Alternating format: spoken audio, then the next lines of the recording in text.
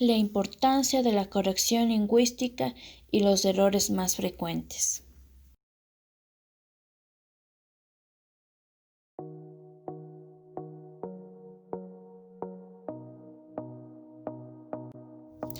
¿Cómo corregir y normalizar un texto académico? Alude a los errores más comunes y se manifiesta el tipo de corrección.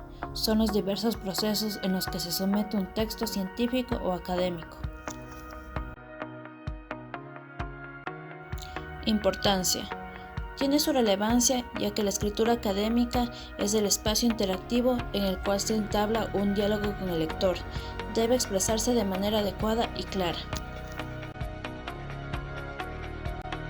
Corrección de estilo. El estilo verbal es la selección de los recursos léxicos, fraseológicos y gramaticales de la lengua que se combina con el contenido temático y la estructura del texto. Es necesario que el corrector posea rigurosas competencias enciclopédicas, lingüísticas y normativas para poder realizar un trabajo con buen léxico y bien estructurado. Procedimientos de normalización editorial.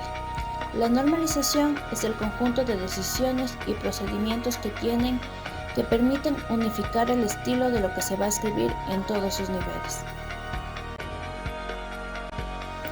Normalización de errores. La normalización junta las elecciones estilísticas de los escritores según el género. En caso del género académico, se debe adaptar al contexto situacional en el que se desarrolla, el registro de la asociación de rasgos textuales y sistemas lingüísticos. Normalizar implica corregir errores y erratas, pero también aquellos rasgos lingüísticos facultativos en los cuales el escritor del texto científico posee un cierto grado de libertad de elección. La modulación introduce cambios para completar o mejorar y así pueden facilitar su comprensión. Un ejemplo de modulación en el nivel ortotipográfico es el reemplazo de la raya corta o del paréntesis en lugar de las comas para señalar la estructura. Parentética. Si comparamos ambas versiones, veremos que en la segunda la información se muestra más jerarquizada, por lo que es más fácil comprender las relaciones de sentido dentro del párrafo. La transposición consiste en la modificación de la categoría gramatical de una parte de la oración sin alterar su sentido. La transformación consiste en transformar, por ejemplo, una negación de una afirmación o una voz activa en una pasiva o viceversa.